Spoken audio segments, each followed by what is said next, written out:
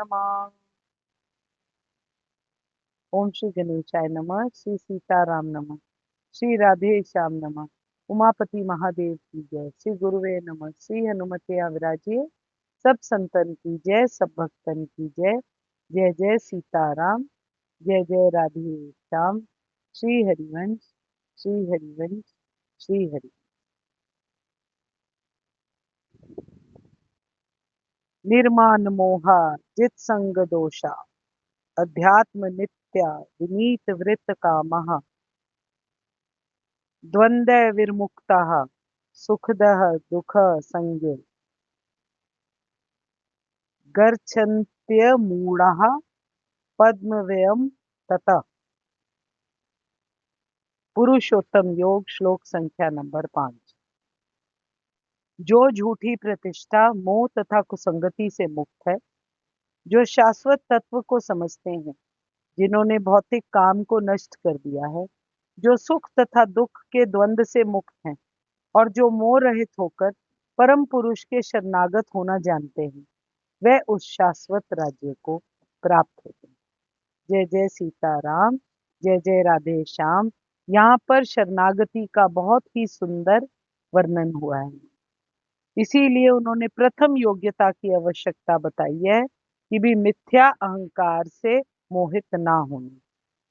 और बद्धजीव क्योंकि अपनी प्रकृति के हिसाब से अपने आप को हर चीज का स्वामी मानता है और इस बात का बहुत गर्व करता है, इसीलिए वो बोल रहे हैं कि भगवान जी की शरण में जाना बहुत कठिन होता है। पर ये बात को रियलाइज करना चाहिए कि जो बद्ध जीव है वो प्रकृति का स्वामी नहीं है। प्रकृति के स्वामी हमारे परमेश्वर है।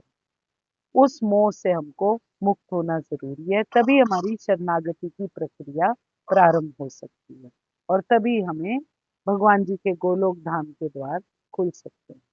कृष्णाय वासुदेवाय हरे परमात्मने प्रणतकलेश नाशाय गोविंदाय नमो नमः। अध्याय 8 श्लोक संख्या नंबर 3। कल हमने पढ़ा था अधियज्ञ कौन है, अधिदेव कौन है, और ये सब कुछ हमने कल किया था। हम आज आगे भी इसी चीज के आसपास घूमते रहेंगे। 3-4 श्लोक मुझे लगता है भगवान जी भी अर्जुन को अच्छी तरह, वो क्या कहते हैं, जैसे घोटा दिलवाते हैं, वो करने की कोशिश कर रहे हैं। एक सेकंड होल्ड करना प्लीज। श्री हरिवंश, श्री हरिवंश, श्री हरिवंश, श्री हरिवंश। श्री भगवान ने कहा, परम अक्षर ब्रह्म है। अपना स्वरूप अर्थात जीवात्मा अध्यात्म नाम से कहा जाता है तथा भूतों के भाव को उत्पन्न करने वाला जो त्याग है वह कर्म के नाम से कहा गया। अब यहाँ पर देखो, दोबारा से भगवान जी ने ब्रह्म के बारे में बात कर रहे हैं, फिर से अध्यात्म के बारे में बात कर रहे हैं। बात यह है कि ये जो पहले के कुछ 4-5 श्लोक हैं, ये एक दूसरे से इतने स्ट्रांगली इंटर रिलेटेड हैं कि एक पर्टिकुलर टॉपिक पर बात नहीं की जा सकती। वो साथ के साथ सारे टॉपिक्स टच होते हैं। एक मिनट। श्री हरिवंश, श्री हरिवंश, श्री हरिवंश। श्री भगवान ने कहा, परम अक्षर ब्रह्म है।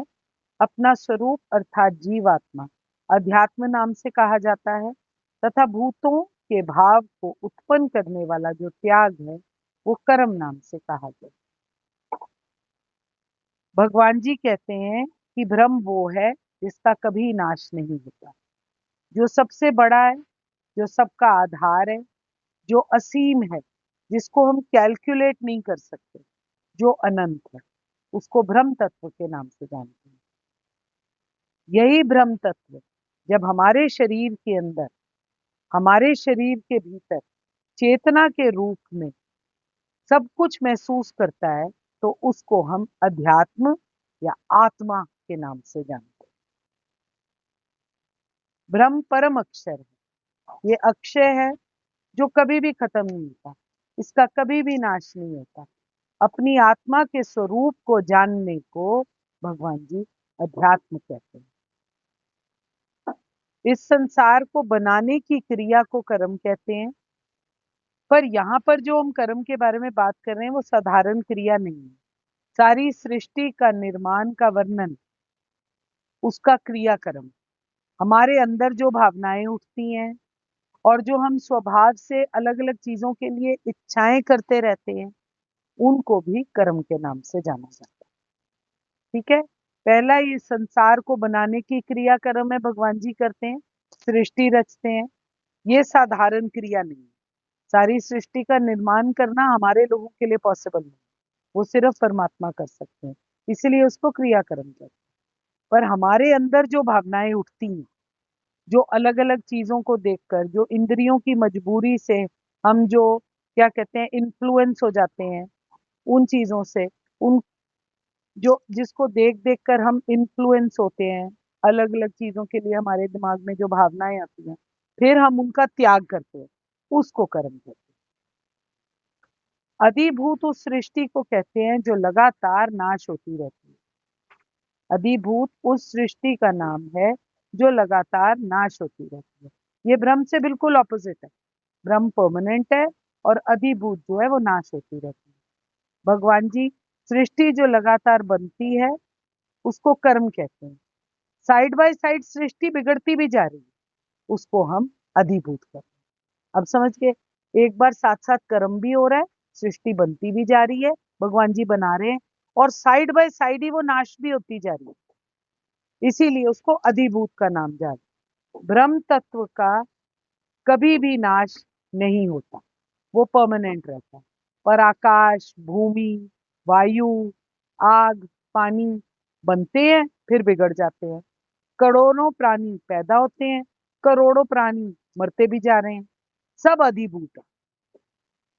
हमने उस दिन बात करी थी, जैसे आभूषण बनाते हैं, आभूषण की जो अलग अलग शेप हम दे सकते हैं, फिर से हम पिघला देते हैं आभूषण को, फिर उसकी शेप बदल देते हैं। इसका मतलब वो अधिभूत है, वो चेंजिंग है, परमानेंट नहीं है। एक शेप परमानेंट नहीं है, आप उसको बदल सकते हो। उसमें केवल एक चीज है जो परमानेंट है, वो है सोना।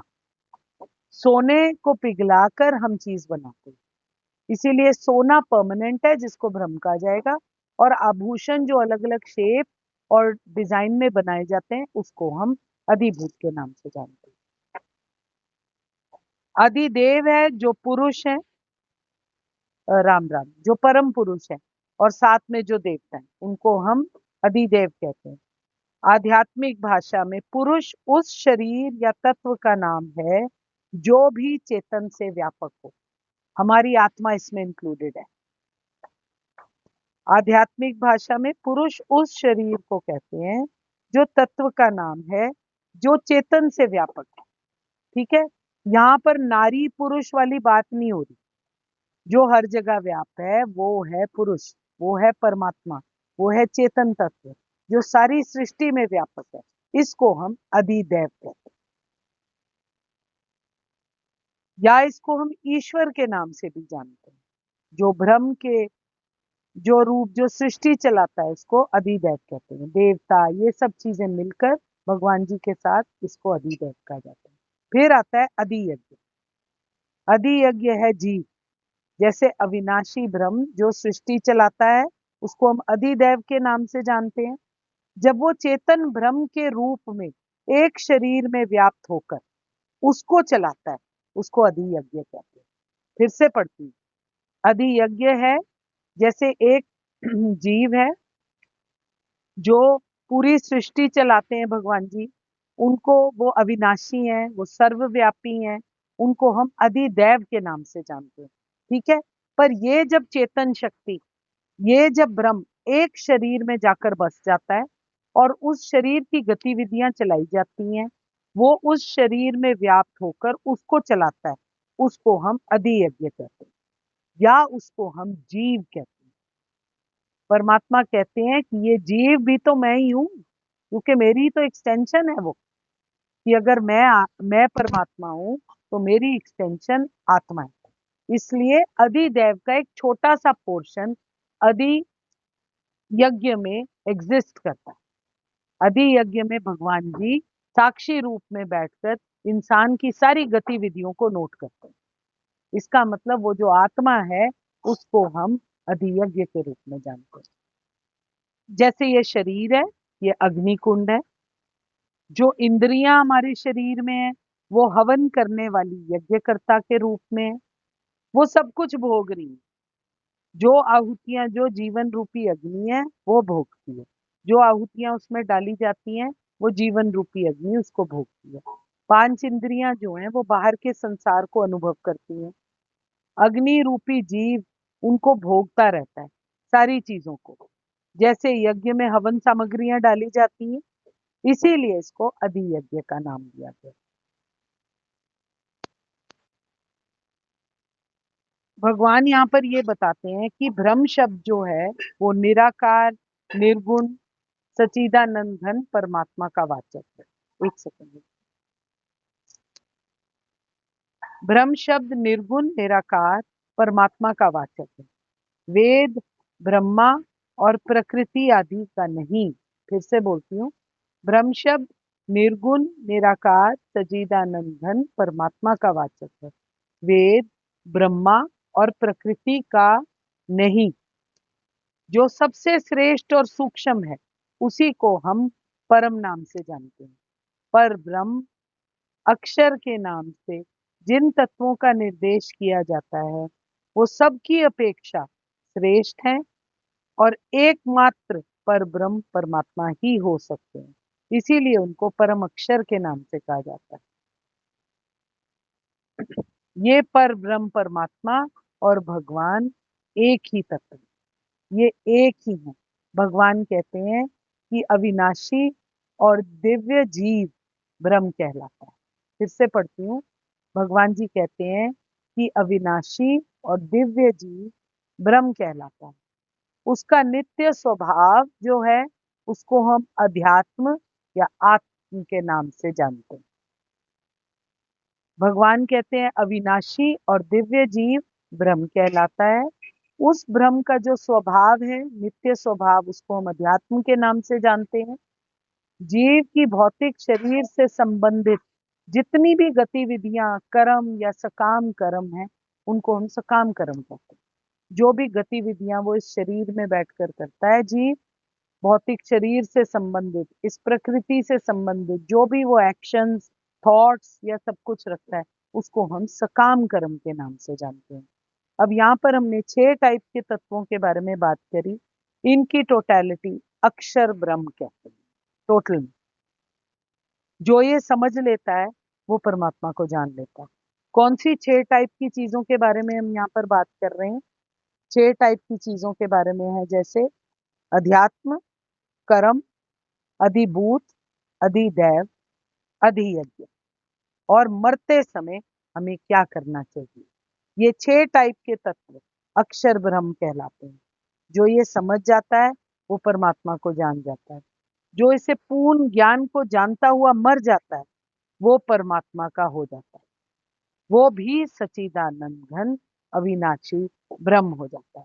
यही सारी स्टोरी है, यही सारी कहानी है जिसके लिए हम बार बार जन्म लेते हैं, बार बार मरते हैं, बार बार जीते हैं, बार बार अपने कर्म चक्कर में घसीटे जाते हैं। जय जय सीताराम, जय जय राधे श्याम। कृष्णाय वासुदेवाय, हरे परमात्मने, प्रणतक्लेशनाशाय, गोविंदाय नमो नमः। मैं आपके हृदय प्रेम प्रभु को नमस्कार करती हूँ।